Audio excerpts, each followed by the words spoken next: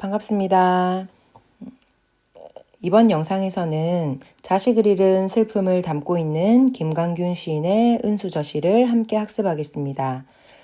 교과서에서 배웠던 시들과 상호 텍스트적인 관점으로 자식을 잃은 슬픔을 담고 있는 시를 좀 더 살펴보는 활동입니다. 영상을 먼저 잠시 일시정지하고 여러분들이 시를 한번 눈으로 읽은 다음에 영상을 다시 재생을 해주시면 시의 내용을 좀 더 잘 이해할 수 있을 것입니다. 잠시 정지하고 시를 한번 읽어주시기 바랍니다. 자, 잘 읽었나요? 그러면 선생님하고 같이 본격적으로 시의 내용 한번 살펴보겠습니다. 자, 1년 보겠습니다. 산이 저문다. 노을이 잠긴다. 저녁 밥상에 애기가 없다. 애기 앉던 방석에 한 쌍의 은수저. 은수저 끝에 눈물이 고인다. 자, 보니까 시간적으로 저녁인 것 같아요. 산이 저물고 노을이 잠겨요. 근데 애기가 없어요. 저녁 밥상에 같이 앉아서 밥을 먹어야 되는 애기가 없어요. 왜 애기가 없죠? 애기가 죽었기 때문이죠. 그래서 산이 저물고 노을이 잠기는 건 이제 해가 저무는 느낌으로서 하강적인 이미지입니다. 조금 두꺼운 것 같아서 얇게 바꾸겠습니다. 자, 이 하강적 이미지는 보통 대부분 부정적인 이미지하고 연결된다고 했어요. 이 작품에서도 이 하강은 어떤 슬픔, 죽음, 이런 것들을 불러일으킨다고 볼 수가 있습니다. 죽음을 상징하는 이미지고, 그리고 저녁 밥상에 이제 아기가 없어요. 너무 슬프겠죠? 그래서 아기 앉던 방석에 한 쌍의 은수저가 놓여 있어요. 이 은수저는 아기가 없다는 것을 떠올리게 하는 어떤 개념, 사물이고, 그리고 이 은수저를 보면 화자의 슬픔이 불러일으켜지겠죠. 그래서 어떤 감정을 불러일으키는 사물을 우리는 객관적 상관물이라고 했어요. 그래서 이 은수저가 이 작품 제목이기도 한데, 은수저는 굉장히 중요한 상징적 의미를 갖고 있어요. 첫 번째로는 아이가 없다. 아이의 부재를 나타냅니다. 구체적인 사물. 두 번째로 이 은수저를 봄으로 해서 화자가 굉장히 슬퍼하는 거죠. 그래서 화자의 슬픔을 불러일으키는 객관적 상관물이라고 할 수 있습니다. 객관적 상관물은 우리 1차 고사 때도 시하면서 김소월 시하면서 했었죠. 그래서 객관적 상관물, 어떤 감정을 불러일으키는 구체적인 사물이라고 할 수 있습니다. 그래서 은수저 끝에 눈물이 고인다 그랬어요. 자, 눈물이 고인다 그랬어요. 어떤 감정이에요? 슬픈 감정이죠. 슬픈 감정인데 슬프다라고 표현하지 않고 아기를 잃은 그 슬픔과 비통함을 감정을 터뜨린다기보다는 슬프다라고 이야기하기보다는 오히려 눈물이 고인다라고 하면서 좀 절제해서 드러낸다라는 걸 알 수가 있어요. 그래서 아기를 잃은 화자의 어떤 슬픔을 절제하여 드러낸다. 그러면 슬픔을 절제해서 드러냈다는 건 슬픔을 직접적으로 드러냈다기보다는 좀 간접적으로 눈물이 고인다라고 간접적으로 드러냈다라고 할 수 있고, 그리고 눈물이 고인다라는 건 눈물이 마치 눈 밑에 이렇게 또르륵 고여있는 장면이 여러분들 머릿속에 떠오르지 않나요? 화자의 슬픔을 감각적으로 그려냈다, 형상화했다라는 것을 우리가 알 수 있습니다. 자, 이연으로 넘어가겠습니다. 한밤중에 바람이 분다. 바람 속에서 아기가 웃는다. 아기는 방 속을 들여다본다. 들창을 열었다 다시 닫는다. 자, 한밤중이랍니다, 여러분. 아까 산이 저물고 노을이 잠겼죠, 1년에서. 해가 탁 저물었어요. 저물었는데 한밤중이 되었어요. 한밤중에 바람이 분대요. 한밤중에 바람이 불면 분위기가 어떨까? 더 쓸쓸하고 외롭지 않을까요?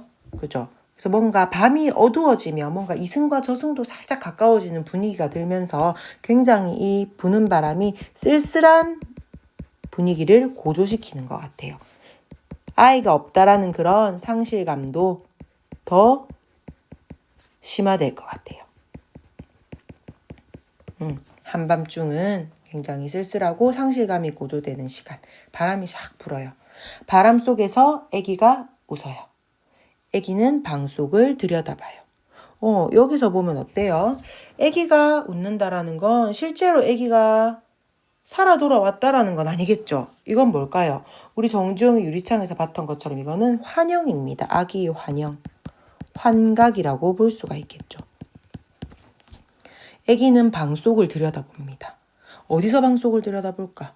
방 밖에서 들여다보겠죠. 방 속을 들여다봐요. 여기서의 방 속은 화자가 있는 공간이고 방 바깥은 아이가 있는 공간입니다. 그래서 이 방 속은 이승이라고 할 수가 있어요. 현실 세계. 그러면 우리가 생각했을 때 이 방 바깥은 아이가 있는 저승이라고 할 수 있겠죠. 죽음의 공간. 그래서 들창을 열었다 다시 닫습니다. 들창을 열었다 다시 닫는 것은 화자의 행위입니다. 죽은 아이의 그 환영을 보고 확인하려는 행위겠죠. 그래서 들창을 열었다가 다시 닫아요. 여기서 들창은 어떤 의미일까? 이 이승과 저승의 경계라고. 삶 그리고 죽음의 경계입니다. 그러면서 그 환영을 보고 아이를 확인해 보려고 문을 연다라는 그 행위를 한다는 것에서 죽은 아이와의 어떤 연결 그리고 아이와 닿을 수 없다라는 단절. 이승과 저승은 닿을 수가 없죠. 단절의 매개체라고 할 수 있습니다. 이 아이를 만나는 장소는 되지 않습니다. 환영을 보고 확인해 보려고 하기 때문에 어떤 연결 그리고 단절의 매개체라 할 수 있어요. 죽은 아이와 화자를 연결시키면서도 단절시키는 이 이중적인 매개체는 정주영의 유리창에서도 나왔어요. 이 작품에서는 들창이지만 정주영의 유리창에서는 그 유리창이 바로 이 매개체라고 할 수가 있었죠. 자, 3년으로 한번 가보도록 하겠습니다. 먼 들길을 아기가 간다. 맨발 벗은 아기가 울면서 간다. 불러도 대답이 없다. 그림자마저 아른거린다. 자, 여기서 아기가 가는 먼 들길은 바로 저승, 죽음의 세계라고 할 수 있겠죠. 맨발 벗은 아기가 울면서 갑니다. 이런 죽음의 세계로 떠나는 아이의 모습이 굉장히 슬프죠. 슬픔을 고조시키고 있어요. 불러도 대답이 없다. 왜 불러도 대답이 없을까요? 이승과 저승 사이는 굉장히 머니까. 이승, 저승 사이의 어떤 거리감이 느껴집니다. 그림자마저 아른거린다. 지금 마지막 연을 보면, 이 3년을 보면 굉장히 이게 슬픈 부분인데 슬프다라는 내용은 표현은 하나도 없고 맨발 벗은 아기가 울면서 가요. 마음이 미어질 것 같아요. 화자 입장에서는. 불러도 대답이 없고 그림자마저 아른거린다 하고 끝이 나고 있어요. 그래서 여기서 슬프다라고 이야기를 하지 않고 이 이승과 저승 사이에 굉장히 닿을 수 없는 이 거리감에서 오는 그 절망감이 이 화자의 이 어떤 절망감이 절제된 어조로 나타나고 있다고 볼 수 있어요. 이 작품은 보면 자식을 잃은 비통한 심정을 굉장히 간결하면서 좀 담담하게 절제된 언어로 구사를 하고 있어요. 감정의 노출이 좀 없죠. 감정의 노출이 없다고 슬프지 않은 건가요? 오히려 감정의 노출을 극도로 피함으로써 아이의 어떤 부재에 대한 슬픔이 더 효과적으로 드러난다라고 볼 수 있습니다. 자, 그러면 작품의 정리 한번 같이 해보겠습니다. 자, 핵심 정의 보겠습니다.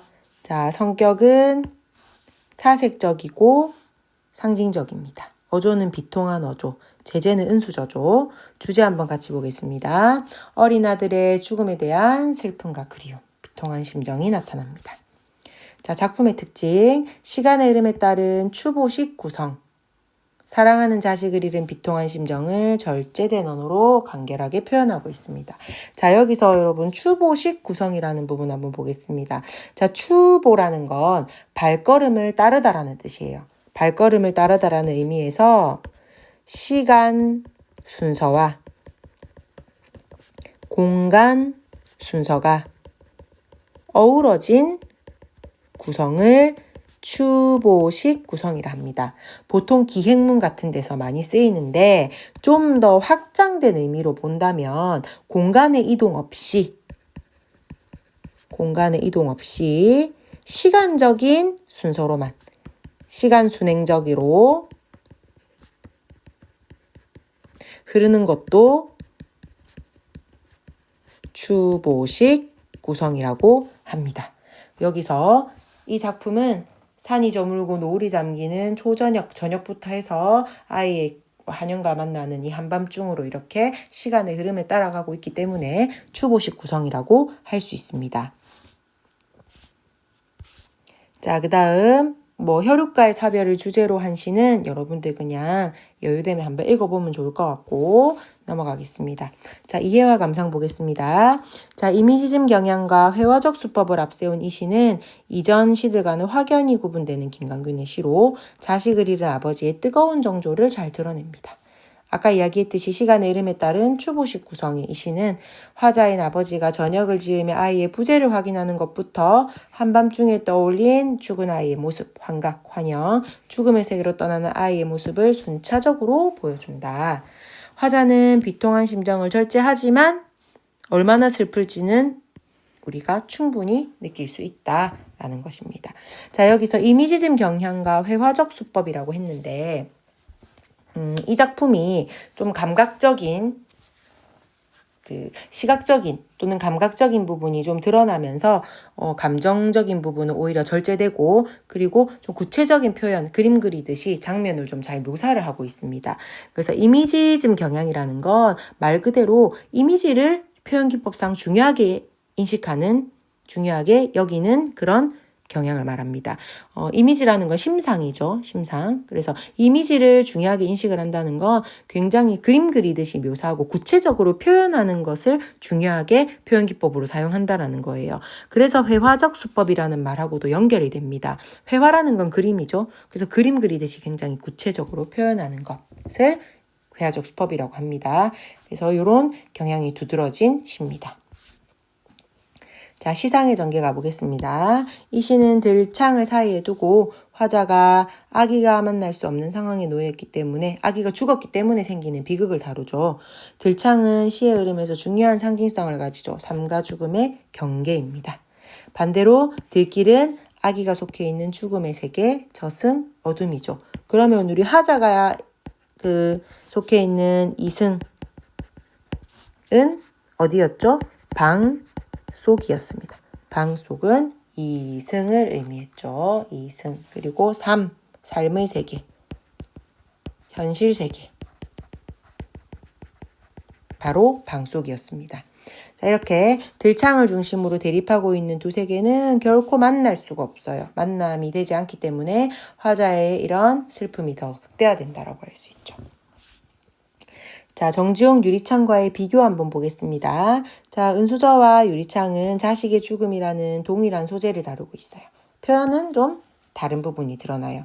아까 선생님이 얘기했을 때 유리창의 유리와 그리고 은수저의 들창이 죽은 아이와 화자를 단절시키면서도 연결하는 이중적인 의미를 매개물이라는 것을 설명을 했었죠. 그리고 또 밑에 추가로 한번 보겠습니다. 유리창은 감각적인 이미지인 언날개 물먹은 별 산새 요거를 아이의 환영으로 표현을 했고 감정의 대입법을 통해 감정을 절제해서 표현하는 특징이 있었다면 은수저는 구체적인 사물을 통해서 아이에 대한 슬픔을 별다른 이렇게 수사적 기교 없이 막 꾸밈 없이 굉장히 담담하게 서술하면서 감정을 절제해서 표현한다라는 것이 있었습니다. 자, 이렇게 자식을 잃은 슬픔을 다룬 시를 비교해서 함께 보았습니다. 자, 오늘은 여기까지 하도록 하겠습니다. 수고하셨습니다.